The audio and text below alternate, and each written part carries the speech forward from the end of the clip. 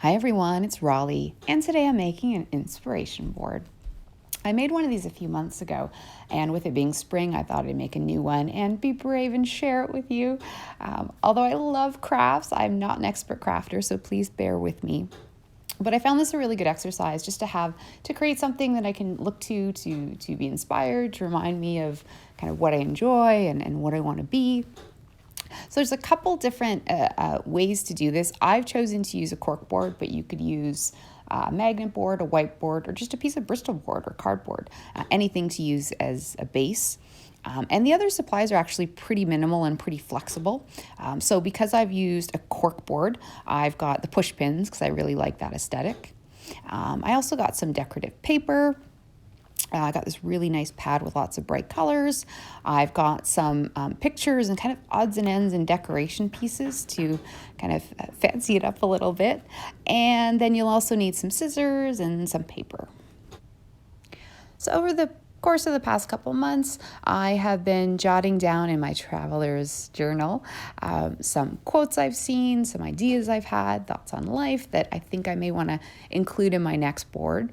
And by the way, I love this traveler's journal. I've had it for quite a while, and I may actually do a video on it in the future. But yeah, that's what I do. I just sort of take notes along the way. And then as I knew I was getting ready to do this, I actually went to the computer and printed them off because my handwriting isn't fantastic. So I just took a little time, printed everything off, and the next step is to cut everything out. So here's all my thoughts and quotes all printed out and just sort of trimmed. And so I have kind of a couple different categories. These are quotes. The other pile is just sort of kind of more ideas and life thoughts.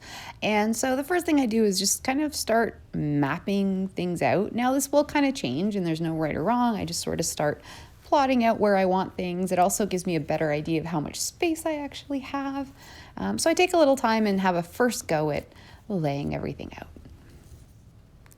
And my next step is to pick some brightly colored paper to cheer things up a little bit.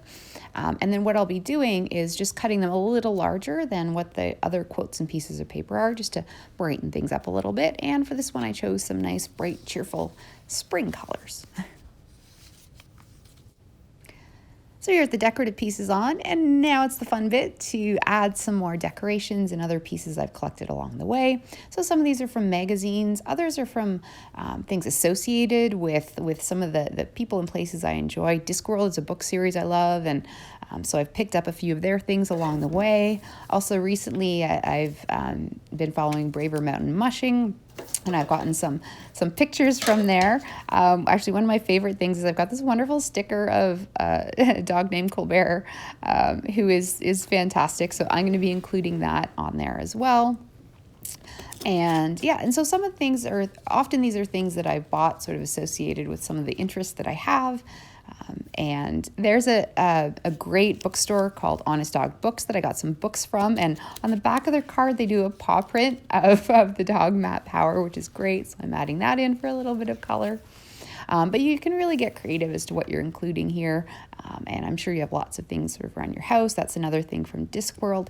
So these are just things that aesthetically I like. And also they have usually some connection to something that's on the board, or something that I want to think about. There's a great card from Blair Braverman. I actually ordered one of her books from Honest Dogs.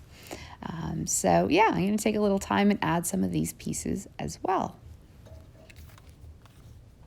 And here's the final layout for my board. And so the last step will be to pin everything down because I'm using a cork board. And for the pieces and the decals, the little cards, which for me are just as important as the words on there. I've tucked them into the sides so that I won't damage them at all.